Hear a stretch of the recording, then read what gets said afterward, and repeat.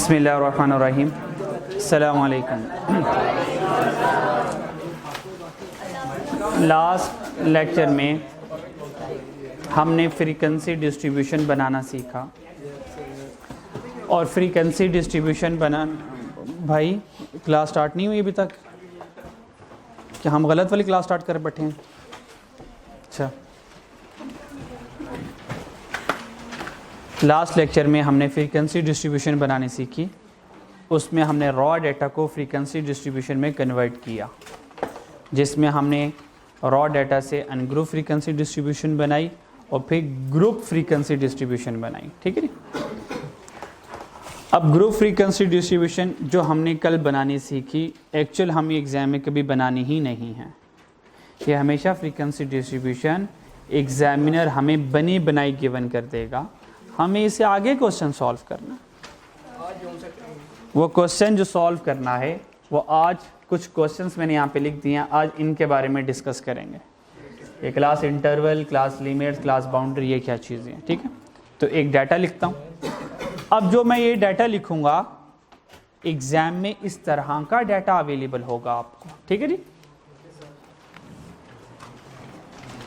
Data में मेरे पास class है,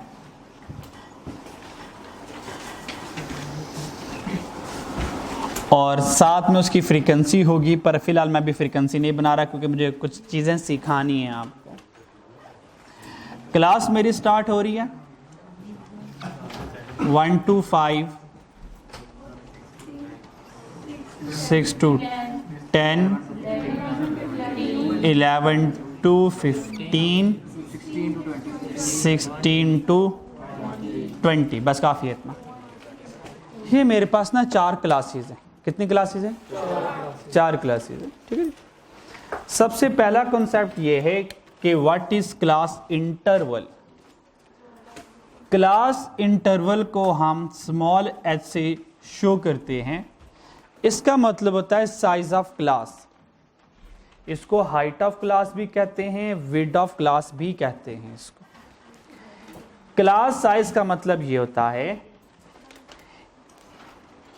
पहले वाले नंबर से लेके दूसरे वाले नंबर तक कितनी वैल्यूज आ रही हैं, इनके दरमियान जितनी भी वैल्यूज आ रही होंगी उनको क्लास इंटरवल या साइज ऑफ क्लास कहते हैं। हमारे पास ये जो क्लास बनी हुई हैं ये ग्रुप फॉर्म में बनाई है मैंने। ग्रुप 1 to 5 ग्रुप, 6 to 10 एक ग्रुप है। इस ग्रुप में जो आपको राइट वाला कॉलम नजर आ रहा है 5, 10, 15, 20, इसको लोअर क्लास बोलते हैं। क्या बोलते हैं? Lower class. ये मेरी ये अपर क्लास है, राइट वाली अपर क्लास। जो इससे लेफ्ट वाला कॉलम होगा 1, 6, 11, 16, ये मेरी लोअर क्लास होती है। ठीक है, तो अपर क्लास लोअर क्लास का पता चल गया। अच्छा, अब मुझे ये देखना है कि अपर और लोअर क्लास में कितनी नंबर ऑफ वैल्यूज आ रही हैं। ठीक हो गया? जब 1 to 5 मैंने वैल्यूज काउंट करनी है तो मैं इन सारे नंबर को काउंट करूंगा। फॉर एग्जांपल 1 to 5 से लेके 1, 2, 3, 4, 5, कितनी वैल्यूज आई? 5। इसका मतलब 1 से लेके 5 तक कितनी वैल्यूज हैं? 5 हैं। इसका 5 मीन क्लास इंटरवल 5 का है। फिर 6 to 10 काउंट करें। 6, 7, 8, 9, 10, कितनी वैल्यूज आई? अगेन 5। इसका मतलब क्या? क्लास इंटरवल मेरा 5 5 का है। क्या क्लास इंटरवल का कॉन्सेप्ट हमें समझ लग गया? मुश्किल तो नहीं है। अच्छा जी, नेक्स्ट कॉन्सेप्ट ये है व्हाट इज क्लास लिमिट। ये क्लास लिमिट क्या है? मुझे ये बताएं, ये जो अपर क्लास 5 पे खत्म हो रही है, क्या नेक्स्ट क्लास भी 5 से स्टार्ट हो रही है या डिफरेंट नंबर से हो रही है? हाँ, अगर ये डायगोनल जो है अगर ये डिफरेंट नंबर के साथ है, ये डिफरेंट नंबर के साथ है, 15 के बाद 16 ये डिफरेंट नंबर के साथ डायगोनल है, इट्स मीन इस तरह की क्लास को क्लास लिमिट बोलते हैं। ठीक है, अगर ये जो हमारा डायगोनल जो है ये डिफरेंट नंबर के साथ आ रहा है तो इस तरह की क्लास को क्या कहते हैं? Class limit. ये मेरी क्लास लिमिट है, सवाल कोई भी नहीं है, जब तक मैं ना कहूं कोई सवाल नहीं है। सही है जी, जो मैं समझा रहा हूं आपको ये आना चाहिए। सही है, अगर आपको ये आ रहा है आपका 110% पेपर पास हो जाएगा। जो भी सवाल करने होंगे वो मैं खुद से कर लिया करूंगा। ठीक है जी, क्लियर? अच्छा जी, यहां तो कोई प्रॉब्लम? कोई प्रॉब्लम, आगे चलते हैं। अगर इस तरह की क्लास हो जो मैं अब बनाने वाला हूं, इसका क्या नाम होगा? देखते हैं जरा।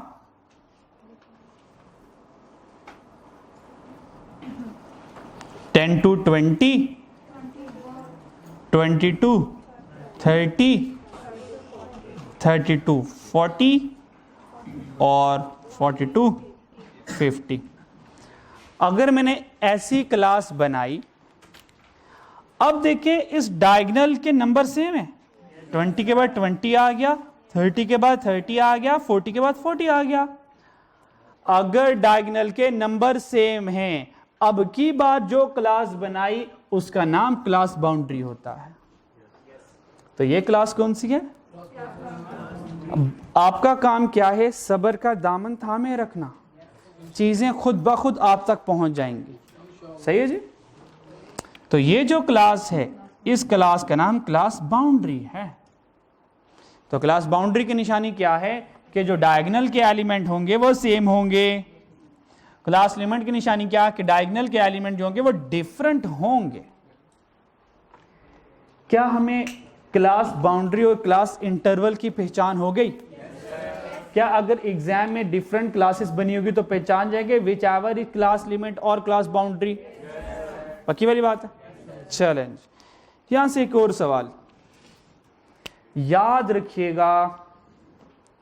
क्लास लिमिट बनाई जाती हैं, ये क्लास लिमिट बनाई जाती हैं डिस्क्रीट डाटा के लिए। किसके लिए? डिस्क्रीट डाटा के लिए, डिस्क्रीट वेरिएबल के लिए। क्लास लिमिट किसके लिए बनाई जाती हैं? डिस्क्रीट डाटा के लिए। जी, नालायक की अनग्रुप है, तो फिर डिस्क्रीट का मतलब होगा 100 साल पहले जाना और फिर 1 साल का चिल्ला काट के ना फिर डिस्क्रीट का मतलब समझ लगेगा। नालायक पहली क्लास में मैंने डिस्क्रीट का मतलब समझाया था। डिस्क्रीट वेरिएबल्स वो वेरिएबल होते हैं जिसमें डेसिमल नहीं आता। मुझे ये बताओ, आप लोग घर जाके पढ़ते हो? मेरा नहीं ख्याल मुंह चुके आ जाते हो अगले दिन। डिस्क्रीट का तर्जमा मुझसे ऐसे पूछा कि मैंने जिंदगी में कभी डिस्क्रीट का लफ्ज ही नहीं बोला, हालांकि मेरे पहले लेक्चर में डिस्क्रीट था। मेरे पहले लेक्चर में क्वांटिटेटिव की टाइप्स में 2 टाइप्स थी, डिस्क्रीट वेरिएबल, कंटीन्यूअस वेरिएबल। और डिस्क्रीट की एग्जांपल है number of student, number of house, number of mobiles थे। मुझे क्या देता, आपकी जगह मैं तैयार कर रहा था घर से, पेपर भी मैं ही दे देता हूं।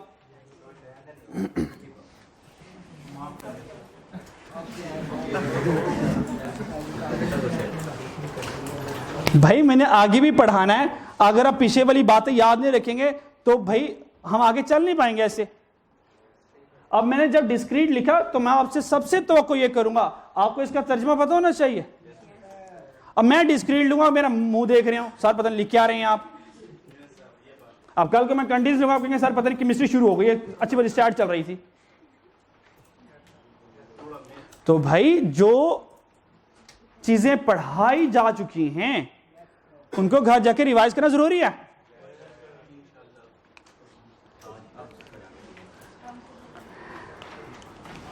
क्लास लिमिट किसके लिए बनाई जाती हैं? जब मेरे पास डिस्क्रीट डाटा हो। मिसाल के तौर पर मेरे पास raw data number of student का है, मैं क्लास लिमिट बनाऊंगा उसके लिए। मेरे पास raw data number of houses का है, क्लास लिमिट बनाऊंगा। मेरे पास raw data number of bulbs का है, मैं क्लास लिमिट बनाऊंगा। तो क्लास लिमिट हमेशा डिस्क्रीट के लिए बनती है। अगला सवाल, क्लास बाउंड, अगर क्लास लिमिट डिस्क्रीट के लिए बनती है तो फिर क्लास बाउंड्री किसके लिए बनती है? ये कंटिन्यूस। मुझे बताएं क्या कंटिन्यूस डाटा में गैप आता है? चेक करें 20 के बाद गैप आ रहा है? नहीं। दैट्स व्हाई कंटिन्यूस के लिए क्लास बाउंड्रीज होती है। मुझे बताएं डिस्क्रीट में गैप आता है? ये देखें 5 के बाद 6 आ रहा है, इस वजह से डिस्क्रीट के लिए सूटेबल क्लास क्लास लिमिट है। मेरे पास कंटिन्यूस डाटा है, बताएं कंटिन्यूस डाटा के लिए मैं क्लास लिमिट बना सकता हूं? बनाएं जरा। अगर आप कंटिन्यूस डाटा के लिए क्लास लिमिट बनाएंगे तो क्लास लिमिट बनाने का फायदा वाई, क्योंकि अगर आपके डाटा में 5.5 आ गया वो आपको कहीं नहीं मिलने वाला 5.5। ठीक है जी, समझ आई? एग्जाम्पल ये है, मेरे भाई 5.5 किस क्लास में आ रही है? मुझे बताएं हमारे डाटा में एक, अब चलें छोटा बच्चा है, उसका वेट 5.5 kg है। मुझे बताएं वो पहली क्लास में, उसका टैली मार्क मैं पहली क्लास में बनाऊं या दूसरी क्लास में बनाऊं? भाई कहीं नहीं बनाऊं, क्योंकि 5 में 5.5 नहीं आता और 6 में भी 5.5 नहीं आता। इसका मतलब यह है क्लास लिमिट कभी भी कंटिन्यूस डाटा को अकोमोडेट नहीं करने वाली। तो दैट्स व्हाई कंटिन्यूस डाटा के लिए क्लास बाउंड्रीज बनाई जाती हैं। यहां पर आए जरा, अब यहां पे करना क्या है, पहले तरतीब सुने फिर ये वाली बात बाद में बताऊंगा। तो क्लास बाउंड्रीज किसके लिए होती है? कंटिन्यूस डाटा के लिए होती है। तो यहां पे हम लिख लेते हैं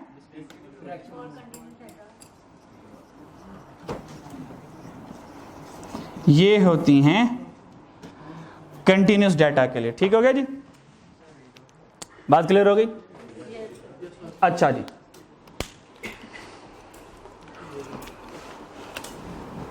हमने class interval, class limit, class boundary, ये 3 चीजें पढ़ ली। अब यहां से ना एग्जामिनर एक क्वेश्चन पूछेगा, वो ये पूछेगा कि मुझे क्लास लिमिट को कन्वर्ट कर दो क्लास बाउंड्री में। क्या कर दो? क्लास लिमिट को किस में कन्वर्ट कर दो? क्लास बाउंड्री में कन्वर्ट कर दो। तो क्लास लिमिट को क्लास बाउंड्री में कन्वर्ट करने का फॉर्मूला ये है, हम इस डायगोनल का डिफरेंस लेंगे। क्या लेंगे? वो डिफरेंस जो भी आता है, वो डिफरेंस जो भी आता है 98% हमेशा डिफरेंस 1 आएगा। वो जो भी डिफरेंस आए उसको 2 से डिवाइड करना है। उसको क्या करना है? 2 से डिवाइड करना है।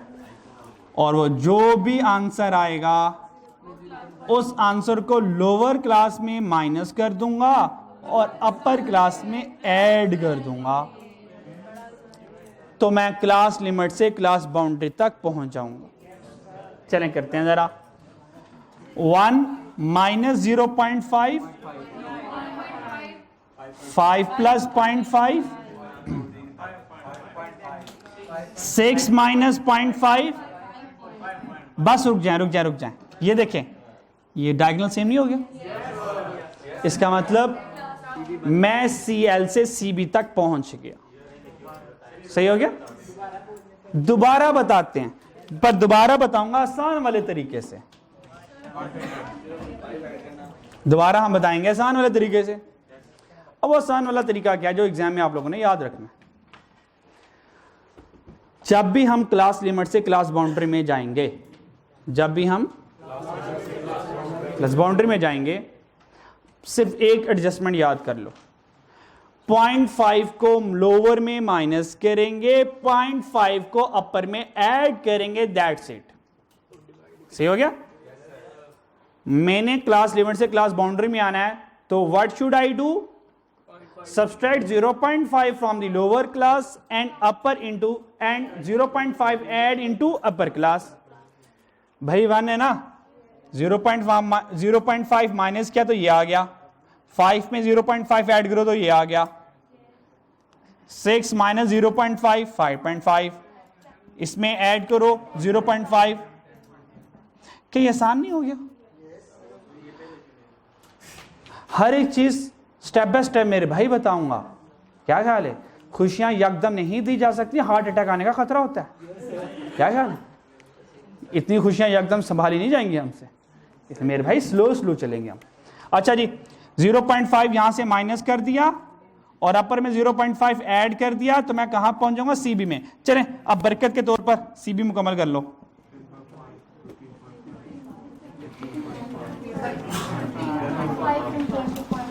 ठीक हो गया जनाब। अब नेक्स्ट क्वेश्चन ये आप लोगों की तरफ से आएगा, सर अगर वो सीबी गिवन कर दे और वो सीएल पूछे तो हम क्या करेंगे? वैसा सवाल ही नहीं पूछेगा, वैसा सवाल ही नहीं पूछेगा। क्यों? क्लास बाउंड्री ये बड़ा भाई है, क्लास लिमिट छोटा भाई है। क्लास बाउंड्री में डिस्क्रीट वेरिएबल्स भी आ जाते हैं, कंटिन्यूस तो आते ही आते हैं। जब क्लास बाउंड्रीज गिवन हो तो हमें क्लास लिमिट की जरूरत नहीं रहती, पर क्लास लिमिट के होते हुए हमें सीबी की जरूरत पड़ जाती है। इस वजह से हम हमेशा सीएल से सीबी में जाते हैं, सीबी से वापस सीएल में नहीं आते, जरूरत नहीं ना इसकी। क्या जी? 1 to 5 और 6 to 10 क्वेश्चन में ऐसे बना होगा। हाँ यही डिजाइन बना होगा, ऐसे डिजाइन बना होगा। क्लास लिमिट के लिए ये डिजाइन बना होगा और सीबी के लिए ये वाला डिजाइन बना होगा ऐसे करके, या ये डिजाइन बना होगा। आपने डायगोनल को देखकर डिसाइड करना है क्लास लिमिट है या क्लास बाउंड्री है। अनग्रुप डाटा में मेरे भाई क्लासेस बनती नहीं है। हाँ हाँ, उसको क्या करूँ मैं? अनग्रुप डाटा मेरे भाई ये होता है, अनग्रुप डाटा में ये होगा, फॉर एग्जांपल एक्स से 0 1 2 3 4 और इसके साथ फ्रीक्वेंसी आ जाएगी 2 4 3 5 1, ये अनग्रुप है। बताओ क्या करूं इसमें? आपने मिनिमम वैल्यूज को पहले लिखना है, मैक्सिमम को एट द एंड लिखना है और उसके दरमियान में तरतीब से वैल्यू लिख देनी है। जिस तरह हम काउंटिंग लिखते हैं, नंबर लिखते हैं, उस तरीके से अरेंज करना है। वो ग्रुप बताया था, ग्रुप डाटा में 1 2 3 उसके बाद भाई आपको ना, आपको ग्रुप डाटा ना बना बनाया आएगा, आपने बनाना ही नहीं है, ठीक है? ग्रुप डाटा में आप जो छोड़ दो, 0 से स्टार्ट लेना है, 1 से स्टार्ट लेना है, भैया आपको बना बनाया आ जाएगा। सही है? हाँ चलो, इतनी टेंशन है ना लो, छोटी सी जिंदगी है। हाँ जी जी सर, अगर जो 0 to 5 हो पहला इंटरवल, 0 to 5 हो जी, तो फिर माइनस करेंगे तो वो तो माइनस आ जाए, वो डिजाइन में आएगा -0.5 का, पर डाटा में तो 0 से कम डाटा नहीं होगा ना, तो डिजाइन आ रहा है अन्य डिजाइन, पर वो एक्चुअल वैल्यू वहां पे नहीं फॉल करेगी, वो कोई मसला नहीं। और कोई सवाल? सर ये जो क्लास बाउंड्री है इसमें क्लास इंटरवल क्या होगा? एक मिनट जी भाई, हमें रॉ डेटा दिया हुआ है ना, तो हमें किस तरह पता चलेगा कि 1 to 5 लेना है? आपको रॉ डाटा से कभी भी क्लास बाउंड्री नहीं बना, आपको रॉ डाटा से कभी भी ग्रुप फ्रीक्वेंसी डिस्ट्रीब्यूशन नहीं बनाने के लिए कहेगा। हाँ अगला सवाल, क्लास बाउंड्री में क्लास इंटरवल क्या होगा? क्लास बाउंड्री में क्लास इंटरवल क्या होगा अब बताने वाला, ये सीखे जरा। अच्छा जी, क्लास लिमिट में जब हमने क्लास इंटरवल फाइंड किया, वो तरीका देखा मैंने क्या यूज किया? क्लास बाउंड्री में ऐसा नहीं करता मैं। मिसाल के तौर पर ये मैं क्लासेस चेंज कर रहा हूं, इस शेप पर लेकर आ रहा हूं ताकि आपके लिए काउंटिंग करना मुश्किल हो जाए। क्या ख्याल है? काउंटिंग करनी आती है? हाँ, आज के बाद काउंटिंग भी थोड़ी बहुत हो जाती है ना, लाइक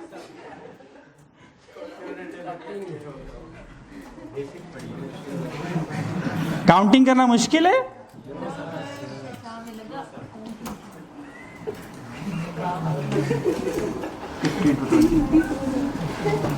चलें जी, अगर क्लास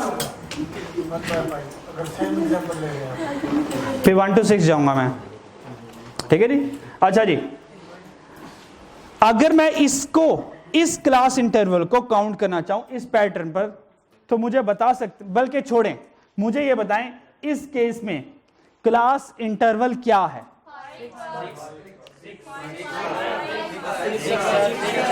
चलें जी, अब दोनों सुन लें।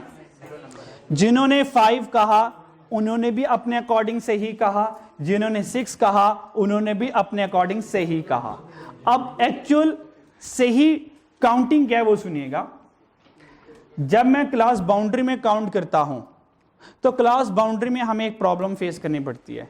वो प्रॉब्लम ये फेस करनी पड़ती है क्योंकि जहां पर ये अपर क्लास खत्म हो रही है अगली क्लास भी सेम नंबर से स्टार्ट हो रही है। मिसाल के तौर पर स्टैटिस्टिशियन है, जब टेलीमार्क बनाए और उनके डाटा में 5 आ गया, क्या आ गया? 5 आ गया, तो उनके दरमियान 2 ग्रुप्स बन गए। जैसे अभी 2 ग्रुप्स बन गए थे, एक ने कहा 5, एक ने कहा 6, दोनों अपनी तरफ से सही थे। तो एक ग्रुप ने कहा भाई टेलीमार्क 5 आ गया, हम 5 को लेंगे पहले वाली क्लास में 5 लेंगे।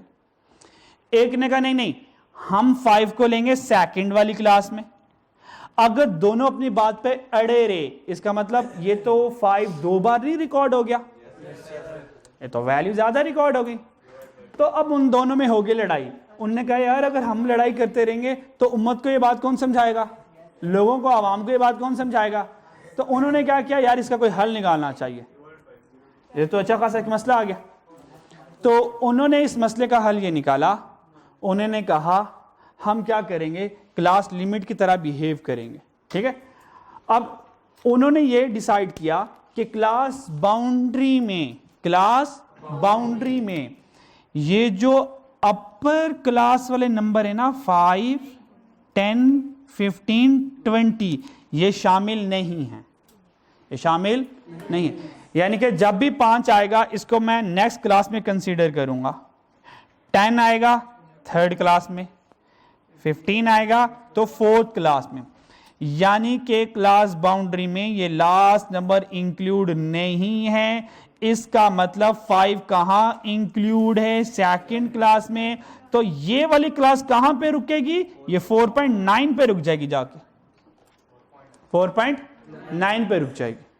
तो 4.9 के बाद जैसे ही 5 आएगा तो मैं नेक्स्ट क्लास में कह सकता हूं क्लास बाउंड्री में ये अपर क्लास वाले नंबर एक्सक्लूड हैं, एक्सक्लूड होते हैं।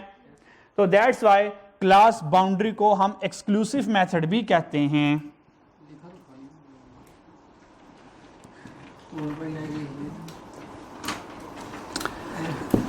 क्लास बाउंड्री को क्या कहते हैं? 5 सिर्फ नजर आ रहा है पर ये 5 एक्चुअल में कहां होगा, सेकंड क्लास में होगा। सही भाई, सीबी की क्लास लिमिट बनती ही नहीं है। सीबी भाई ये क्लास लिमिट है ही नहीं है, मैं कैसे कंसीडर करूं इसको। क्लास लिमिट के लिए आपको इस डिजाइन पे आना पड़ेगा, या आप एक नई क्लास बनाओ जिसको आप 0 to 5 4.9 पे लेके जाओ, अगली 5 पर लेकर आओ, वो फिर डिफरेंट, वो फिर सीबी नहीं रहेगी, वो फिर सीएल रह जाएगी ना। ये तो मुझे पता है कि सीबी में ये एक्चुअल 5 इधर नहीं है, उसने इधर आना है। और मुझे पता है कि अगर ये क्लास को मुझे रोकना है यहां पर, कहां पे रुक रही होगी, 4.9 पे। तो एक्चुअली यहां पे मैं 4.9 नहीं ले सकता, क्योंकि अगर 4.9 आ गया वो तो सीएल बन गई, क्योंकि हमने बज़ाहिरी डाटा को देखना होता है। अच्छा चले, अगर अब मैं काउंट करूंगा तो मुझे पता है 5 इधर शामिल नहीं होगा। तो सीबी में जब भी हम क्लास इंटरवल फाइंड करते हैं तो हमें इजाजत है इन दोनों का जस्ट डिफरेंस ले लें। जैसे कि 5 - 0 5, 10 - 5 5, 15 - 10 5। और अगर आपने काउंटिंग करनी है तो आपने लास्ट वाले नंबर को शामिल नहीं करना। तो आप 0 से स्टार्ट लोगे, 0 1 2 3 4, खत्म, 5 नंबर बने, क्योंकि 5 ने इधर आ जाना। सेकंड क्लास के लिए 5 6 7 8 9, खत्म, 5 नंबर पूरे बने। अब कंक्लूड कर रहा हूं। जब क्लास लिमिट होती है उसमें जब हमने काउंटिंग करनी है, हर एक नंबर को गिनना है, पहले नंबर को भी गिनना है, आखिरी नंबर को भी गिनना है। दैट्स वाई क्लास लिमिट एक इंक्लूसिव मेथड होता है। इंक्लूसिव का मतलब होता है हर एक नंबर इंक्लूड है, पहले वाला भी और एंड वाला भी। ये इंक्लूसिव मेथड होता है। ठीक हो गया जी। तो जब मैंने क्लास इंटरवल में, क्लास लिमिट में क्लास इंटरवल फाइंड करना है तो मैं 1 से लेके 5 तक सबको गिनूंगा। दैट्स लाइक 1 2 3 4 5, 5 नंबर बने। और अगर मुझे वो सेम काउंटिंग सीबी में करनी है तो 2 रास्ते हैं, या तो 5 को एक्सक्लूड कर दो या तो चुपचाप इसका डिफरेंस ले लो। बात समझ लगी? क्या दोनों में डिफरेंस आ गया? अब वो बच्चा जो कहता सर ये इतने स्यापे मुझसे नहीं पाले जाते कि क्लास लिमिट में सबको गिनना है, सीबी में डिफरेंस लेना है, कोई इसका आसान हल बताएं। उस बच्चे के लिए, उस इंटेलिजेंट बच्चे के लिए, वो इंटेलिजेंट है ना माशाल्लाह, वो इतना अच्छा, जैसा कि एक स्टूडेंट ने कहा कि भाई मैं इतना पढ़ता हूं, मेरी से ना चीजें ना असल में ना मिक्स हो जाती हैं, सारे कॉन्सेप्ट मिक्स हो जाते हैं, मैं क्या करूं? दूसरे ने कहा हम पढ़ते ही इतना कम है कि कॉन्सेप्ट आपस में मिक्स ही ना हो। ठीक है, क्या ख्याल है? हम इतना पढ़ते ही नहीं है जिससे कॉन्सेप्ट आपस में मिक्स होना शुरू हो जाए। ठीक है जी। आपने करना क्या? आप क्लास इंटरवल फाइंड करने के लिए साइडवे मूव करें। क्या करें? साइडवे मूव करें। मिसाल के तौर पर ये CL है, CB है, मुझे कोई टेंशन नहीं है अगर मैं साइडवे मूव करता हूं। चेक करें, 6 - 1, 10 - 5, 11 - 6, 15 - 10, 16 - 11, इंटरवल 5 ही आना है। कोई टेंशन हुई? इधर आए, 5 - 0, 10 - 5, 10 - 5, 15 - 10, कोई टेंशन नहीं हुई। ठीक है जी। अगर आप साइड वे से क्लास इंटरवल फाइंड करना चाहें तो क्लास लिमिट हो या क्लास बाउंड्री हो, मुझे कोई टेंशन नहीं है। हाँ, अगर आपने लोअर और अपर क्लास के दरमियान में क्लास इंटरवल फाइंड करना है, फिर बी केयरफुल। ठीक होगी? क्या हम क्लास बाउंड्री तक बात कर चुके? आगे चलते हैं मिड पॉइंट के ऊपर। नेक्स्ट कंसेप्ट हमारा मिड पॉइंट।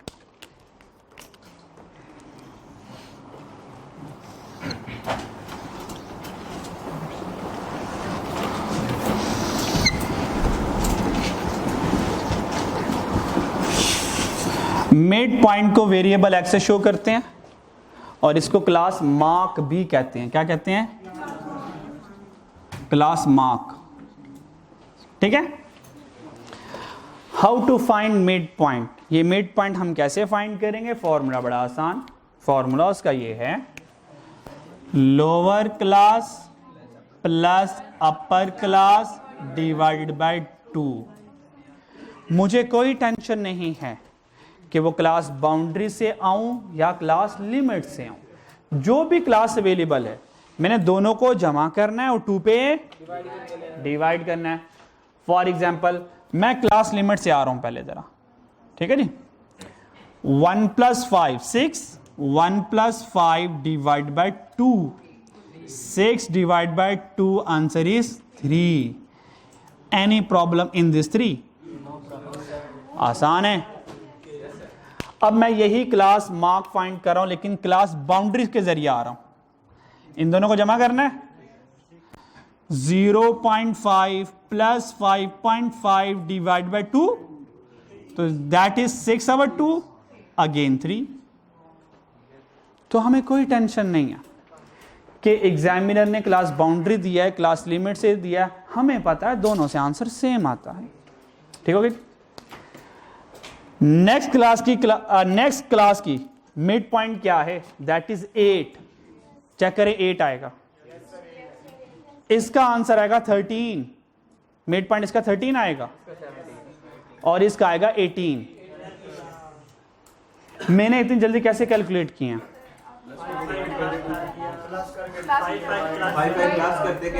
बिल्कुल, बहुत अच्छे। इसका एक क्विक वे ये होता है, आप पहली वाली मिड पॉइंट फाइंड कर लें, उसके बाद चेक करो कि आपके पास क्लास इंटरवल क्या आ रहा है। मुझे पता है क्लास इंटरवल मेरा 5-5 का चल रहा है, तो बस इसमें 5 ऐड करते रहे, तो 3 + 5 8 + 5 13 + 5, here is your mid points.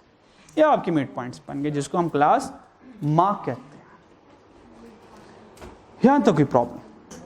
Sir इधर लिखा हुआ है कि क्लास बाउंड्री जो है ना वो मिड पॉइंट है, अपर क्लास और लोअर क्लास। क्लास लिमिट भी मिड पॉइंट है। नॉर्मली सीबी मिड पॉइंट को कंसीडर करते हैं हम, नॉर्मली सीबी को ज्यादा प्रेफरेंस देते हैं। नॉर्मली क्यों देते हैं ये बात आप भी आपको 2 मिनट बाद पता चल जाएगी। कुछ नोट करना है? चलें एक और कॉन्सेप्ट समझाने दो, उसके बाद नोट कर लीजिएगा, उसके बाद चलिए अगला सवाल। एग्जामिनर ना आपको मिड पॉइंट से कन्वर्ट करवाएगा क्लास बाउंड्री पे।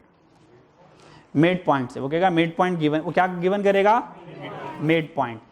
वो मिड पॉइंट गिवन करेगा और वो कहेगा मुझे लोअर लिमिट बता दो। तो लोअर लिमिट का मतलब होगा लोअर क्लास लिमिट नहीं, लोअर लिमिट का मतलब होता है ये लेफ्ट हैंड वाला कॉलम बताओ, यानी कि लोअर क्लास बाउंड्री।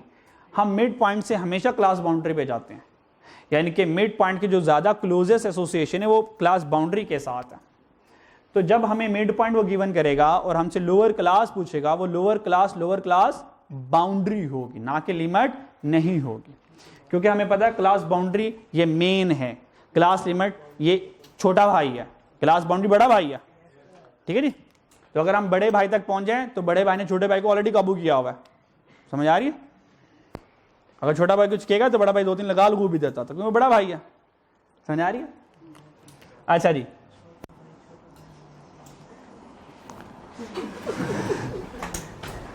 घर जाके ये याद करके छोटा भाई बड़ा भाई, फिर उससे बड़ा भाई यार उससे बड़ा भाई नहीं है हमारे यहाँ, उसके बड़े भाई नहीं है। ठीक है जी।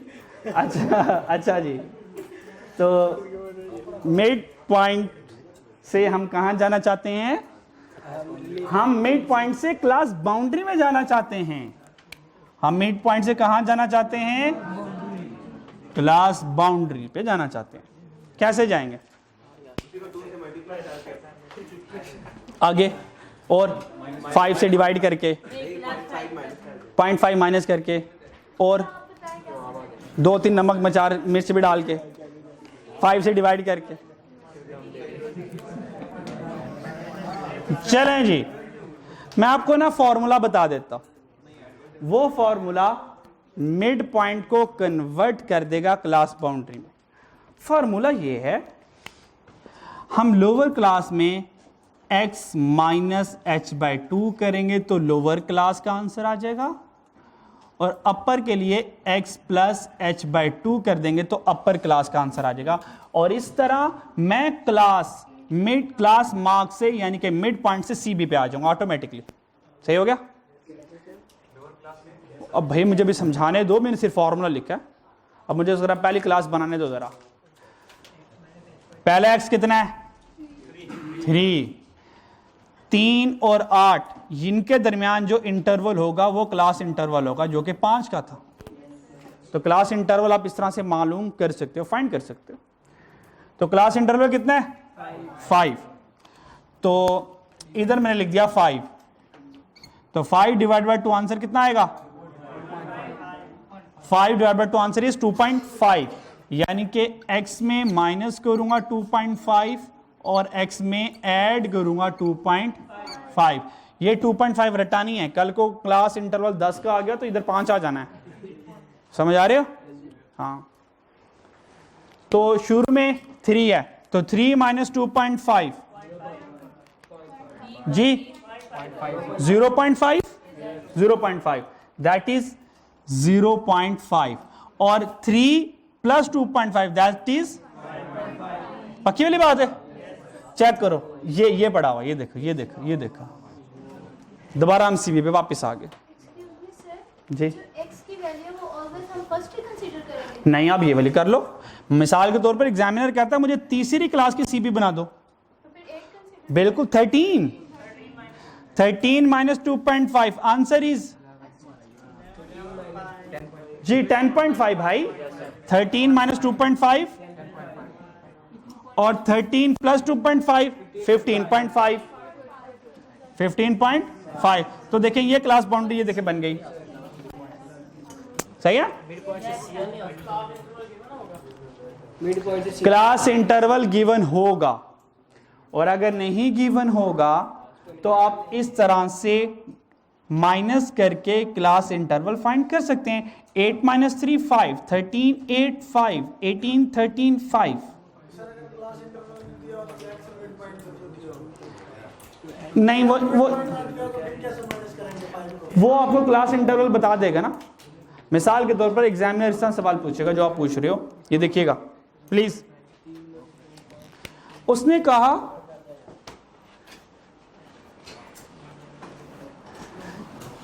x 20 है, x कितना है 20 है, और क्लास इंटरवल मेरा 10 है। मुझे लोअर लिमिट बताओ कि क्या होगी, आंसर बताओ। Answer is 15 sir. बोलो। हाँ 20 माइनस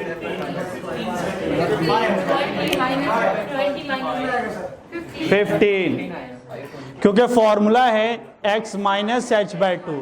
एक्स कितना है 20, एच कितना है 10, 10 डिवाइड बाई 2 5, तो 20 माइनस 5 15, ये पूछेगा इस तरह।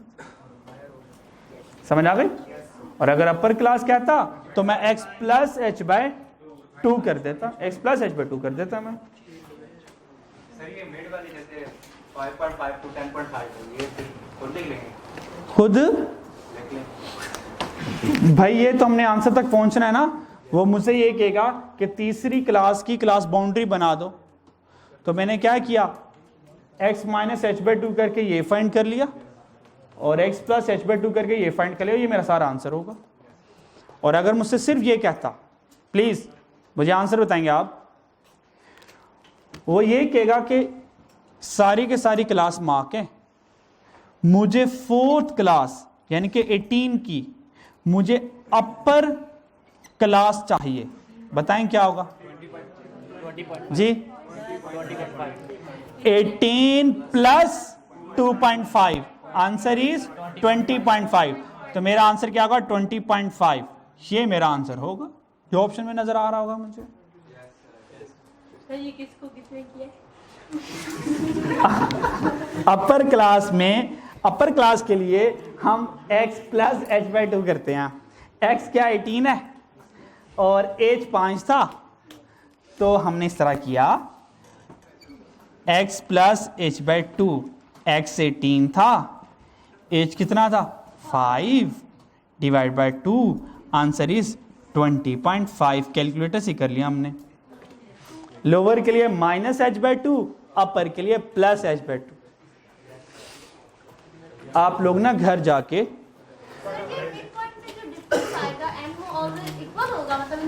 ये हमेशा इक्वल होगा, हमेशा इक्वल होगा। आप लोग ना घर जाके, नहीं असल में ना अब हालात जो हो गए ना पढ़ाई से ऊपर के हो गए हैं, अब आपको रूहानी इल्म की भी ज़रूरत है, क्योंकि हालात जो चल रहे हैं वो बस के बाहर चल रहे हैं। आप लोग मगरिब की नमाज के बाद 2 रकात नफिल पढ़ के अल्लाह से मांगे, या अल्लाह हमें अच्छा पढ़ने की तौफीक अता फरमा दे। जो टीचर हमें बात समझा रहे होते हैं उसको उसी तरह से समझने की तौफीक अता फरमा दे। और या अल्लाह जो हम एक मर्तबा बात सीख जाएं उसको रिवाइज करने की और उसको याद रखने की भी तौफीक अता फरमा दें। तो फिलहाल ये वाला अमल करें 1 हफ्ते। अगर मुझे इसमें अफाका नजर आ रहा होगा तो बहुत अच्छी बात है, नहीं तो फिर इंशाल्लाह इससे आगे एक स्टेप फॉरवर्ड जाएंगे हम लोग। ठीक है जी, मिड पॉइंट क्लियर हो गया। लास्ट में रिलेटिव फ्रीक्वेंसी आज हम फाइंड करके जाएंगे।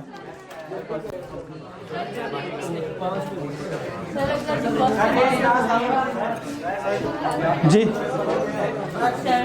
जी क्वेश्चन है कि मिड पॉइंट को चेंज करें क्लास लिमिट नहीं करना, यही तो मैंने पहले कहा था। सुनिएगा प्लीज, हम हमेशा का उर्दू तर्जमा आता है आपको? हमेशा का उर्दू तर्जमा ऑलवेज का इंग्लिश तर्जमा हमेशा। अल्लाह हमें वाकई हिदायत दे। चलें जी, हम हमेशा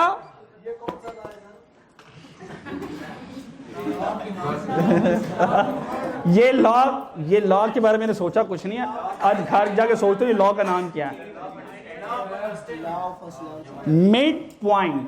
मिड पॉइंट से हमेशा हम क्लास बाउंड्री में जाएंगे। हम मिड पॉइंट से कभी क्लास लिमिट में नहीं जाएंगे, ना ही वो किएगा, वैसी जुर्रत नहीं कर सकता। क्या ख्याल? लास्ट आज का हमारा concept relative frequency. Relative frequency क्या है? डस्टर किधर गया सर? वो अच्छा,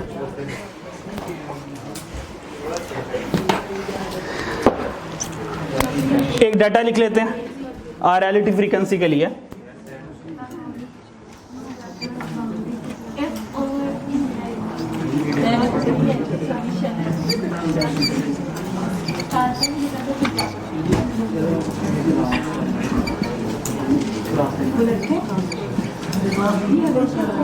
मुझे ये बताएं इस क्लास का नाम क्या है? क्लास लिमिट या क्लास बाउंड्री?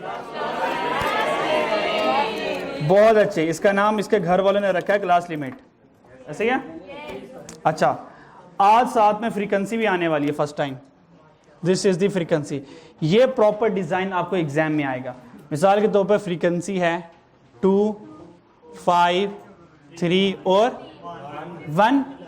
चलें जैसे आपके हैं 1, ये 1 नहीं है मेरे भाई, ये 1 है, इसको आजकल 1 कहते हैं।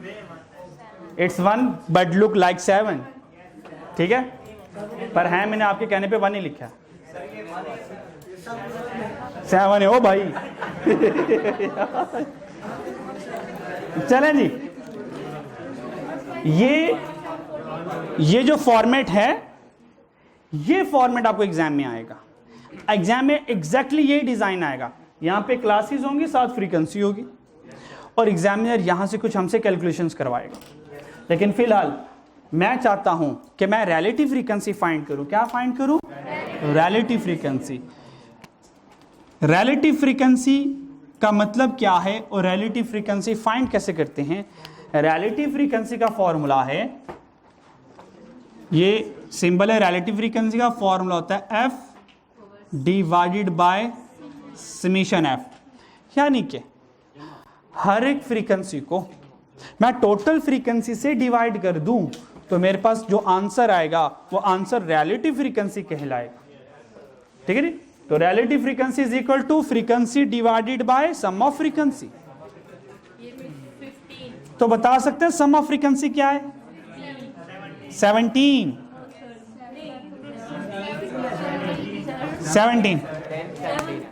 7 plus 3 10 10 plus 5 15 15 plus 2 17। ये 1 नहीं था, ये 7 था मेरे भाई, जरूरत नहीं है। रिलेटिव फ्रीक्वेंसी के केस में इस क्लास का कोई रोल नहीं है, जैसे कि आप लोगों का क्लास में कोई रोल नहीं है। कोई रोल है? हर उस बच्चे का क्लास में रोल हुआ करेगा जो घर जाकर चीजों को रिवाइज किया करेगा और सही सही जवाबात दिया करेगा। इसका मतलब वो क्लास में सही अपना रोल प्ले कर रहा है। बाकी तो हमें बरकत के तौर पे माशाल्लाह आए हुए हैं, रिलेटिव सपोर्ट करने आए हुए हैं। अच्छा जी, रिलेटिव फ्रीक्वेंसी, रिलेटिव फ्रीक्वेंसी का फॉर्मूला ये है 2 डिवाइडेड बाय 17। अब यहां से एट द एंड आपको एक एग्जाम क्वेश्चन बताना है। 2 बाय 17, 3 बाय 17, 7 बाय 17, ठीक है जी।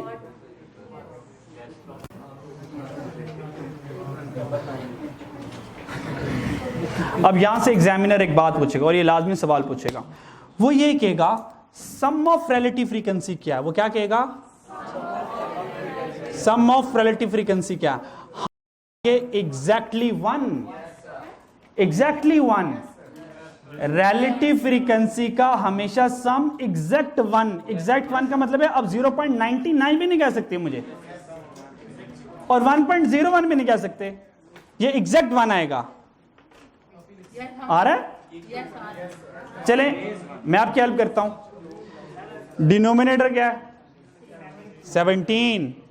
न्यूमिनेटर ऐड करते हैं 2 + 5 7, 7 + 3 10, 10 + 7 17, 17 over 17 exactly 1।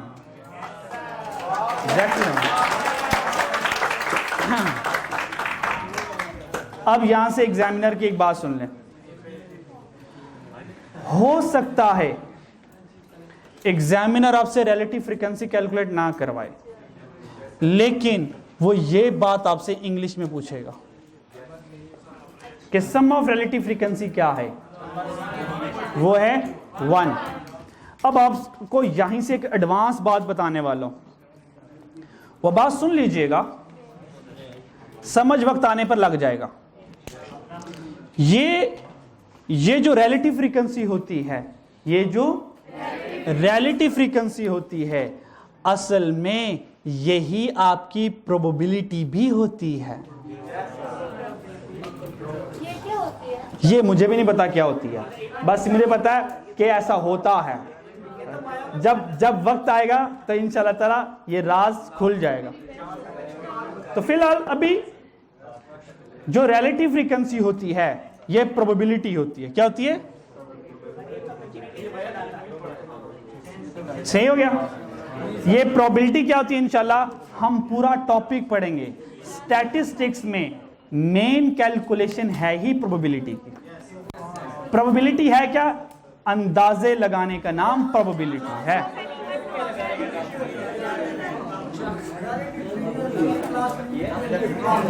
रिलेटिव फ्रीक्वेंसी का भाई ताल्लुक फ्रीक्वेंसी के साथ होता है, इसका ताल्लुक क्लास लिमिट क्लास बाउंड्री के साथ नहीं होता। चले 2/17 को वो कर तो रहे हैं डिवाइड। ओ भाई डिवाइड कर तो रहा हूं मैं। चले जी, आज हमने क्या सीखा सुन लें। आज हमने class interval, class limit, class boundary, mid point और आखिरी बात लास्ट बात, अगर मुझे यही रिलेटिव फ्रीक्वेंसी परसेंटेज में चाहिए तो कोई मसला नहीं है, 100 से मल्टीप्लाई करवा दें। अब सारा आंसर किस में आ जाएगा? 100% पर आ जाएगा। अब इसका तर्जमा सुन ले एक बार। रिलेटिव फ्रीक्वेंसी का मतलब क्या है कि मिसाल के तौर पर ये परसेंटेज में कोई एक आंसर मुझे बताएंगे आता है? हाँ 200 डिवाइड बाय 17 करो, आंसर बताओ। 11 एग्जैक्ट आएगा। चले 11% आएगा। इसका मतलब क्या कि जितना भी डाटा है, चले 11 हमने राउंड कर लिया, जितना भी डाटा है पहली क्लास में कितना परसेंटेज ऑफ डाटा फॉल कर रहा है? 11%। ये रिलेटिव फ्रीक्वेंसी का काम होता है कि हर क्लास में कितना डाटा कवर हो रहा है। अगर मुझे ये जानना है तो मैं रिलेटिव फ्रीक्वेंसी फाइंड करता हूं। ठीक है जी, अपना ख्याल रखिएगा। कल इंशाल्लाह इससे ऑनवर्ड मुलाकात होती है। अल्लाह हाफिज़।